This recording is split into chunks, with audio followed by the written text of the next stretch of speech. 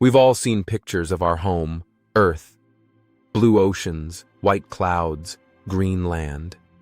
It's beautiful. It's familiar. It's everything we've ever known. But what if I told you the single most important picture of Earth ever taken? Looks like this. That's it. That tiny blue pixel. It doesn't look like much, but that is our planet, seen from 3.7 billion miles away. This is the pale blue dot. And the story of how we took this picture is one of the most insane engineering and visionary feats in human history.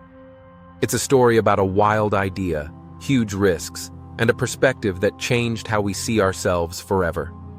This story starts not in space, but in the mind of one of the greatest science communicators ever, Carl Sagan. Sagan was a key player on the imaging team for NASA's Voyager program, which sent two probes, Voyager 1 and 2, into space in 1977 to explore the outer solar system.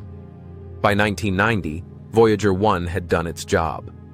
It flew by Jupiter and Saturn, sent back mind-blowing pictures, and was a massive success. Now, its main mission was over. The spacecraft was speeding out of the solar system at over 37,000 miles per hour. But Sagan had an idea, one he'd been pushing since about 1980. Before NASA shut off Voyager 1's cameras forever, he wanted to turn the probe around and take one last picture of home. He knew Earth would be tiny, probably too small to see any detail. But that was the entire point. Sagan wanted a picture that would show everyone how fragile and small our world is. A tiny, lonely speck in the massive cosmic arena. This was not a popular idea at NASA. At all. A lot of people were against it. For starters, it was risky. Pointing the camera that close to the sun, even from billions of miles away, could fry its sensitive optics and blind the spacecraft for good. Besides, the main mission was over, the team was moving on, and they had limited resources. Why risk the multi-million-dollar spacecraft for a picture that had zero scientific value? For nearly a decade, his request was turned down again and again. But Sagan didn't give up.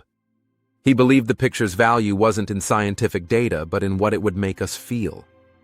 Finally, after the head of NASA at the time personally stepped in, the idea got a green light. Voyager 1 was given its last command: turn back and look at the worlds it was leaving behind.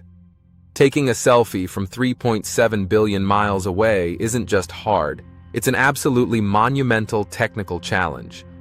Let's break down just how crazy this was. First, the distance. Voyager 1 was 3.7 billion miles from us. From that far out, the entire planet Earth was smaller than a single pixel in the camera's frame, just 0.12 pixels across, to be exact. Think about that. Our whole world, every mountain, every ocean, every single person, shrunk down to a fraction of a dot of light.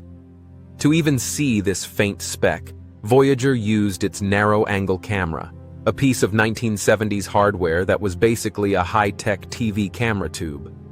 The biggest danger was the sun. Even from that distance, our star is incredibly bright. The team had to plan a crazy complex sequence to take the shot without direct sunlight destroying the camera.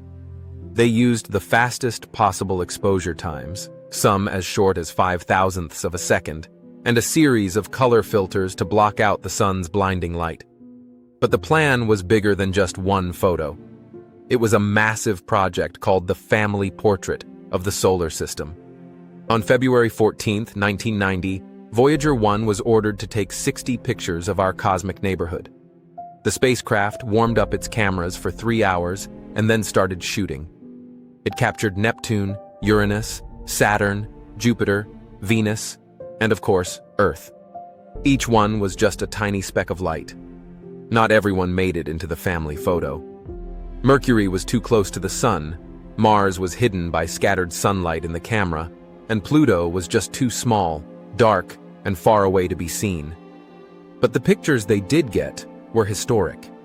Just 34 minutes after taking the final shot, Voyager 1's cameras were shut down forever to save power for its long, lonely trip into interstellar space.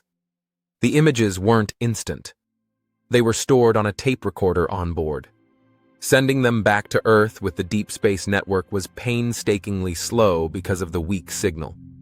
It took until May of 1990, months later, for all the data to finally make it home. Engineers and scientists just had to wait, hoping that somewhere in all that data was the picture Sagan had dreamed of for a decade. When the data was finally pieced together, there it was. Among the 60 frames was one with a faint ray of scattered sunlight. And hanging in that sunbeam, a tiny point of light. A pale blue dot. That beam of light is actually an accident, a beautiful glitch caused by sunlight scattering off parts of the camera. It wasn't supposed to be there, but it poetically frames our planet, making it look both special and totally isolated.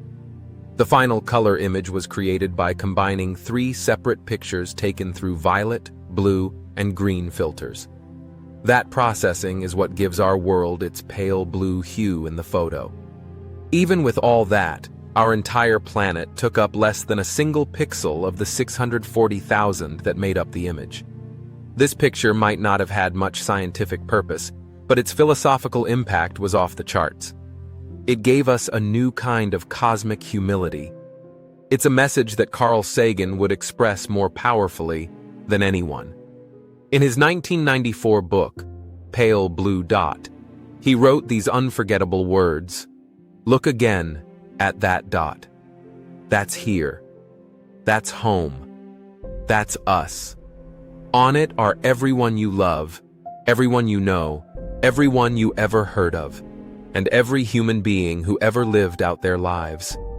The aggregate of our joy and suffering, thousands of confident religions, ideologies, and economic doctrines, every hunter and forager, every hero and coward, every creator and destroyer of civilization, every king and peasant, every young couple in love, every mother and father, hopeful child, inventor and explorer, every teacher of morals, every corrupt politician, every superstar, every supreme leader, every saint and sinner in the history of our species lived there, on a mote of dust suspended in a sunbeam." He went on, reflecting on how the image exposes our foolishness. Think of the rivers of blood spilled by all those generals and emperors so that in glory and triumph they could become the momentary masters of a fraction of a dot. Think of the endless cruelties visited by the inhabitants of one corner of this pixel on the scarcely distinguishable inhabitants of some other corner. How frequent their misunderstandings, how eager they are to kill one another, and how fervent their hatreds. Our posturings, our imagined self-importance, and the delusion that we have some privileged position in the universe are challenged by this point of pale light. His words turned an engineering miracle into a profound statement about being human. The image became a symbol of unity, fragility, and our duty to protect the only home we've ever had. When the family portrait was first put on display at NASA's Jet Propulsion Laboratory, the print of the pale blue dot had to be replaced over and over because so many people would touch it, trying to connect with that one lonely pixel. Decades later, the image is as powerful as ever. For its 30th anniversary in 2020, a NASA engineer reprocessed the original data with modern software. This pale blue dot revisited makes our tiny world a bit brighter and clearer, breathing new life into the original data. It just goes to show how this single frame continues to inspire us. The story of the pale blue dot is so much more than just a photo. It's a story of human curiosity, of daring to do something just because it felt important. It's an engineering marvel that overcame insane distances and technical risks to give us a perspective that science alone never could. It reminds us that no matter our fights or our victories, we are all in this together on this tiny, fragile world. As Sagan put it, there is perhaps no better demonstration of the folly of human conceits than this distant image of our tiny world. To me, it underscores our responsibility to deal more kindly with one another and to preserve and cherish the pale blue dot, the only home we've ever known. That is the amazing story behind the pale blue dot. A story of a single pixel that holds everything. If you are fascinated by the insane stories of space exploration and the engineering that makes it happen, subscribe for more. And let us know in the comments, what does the pale blue dot mean to you? Thanks for watching.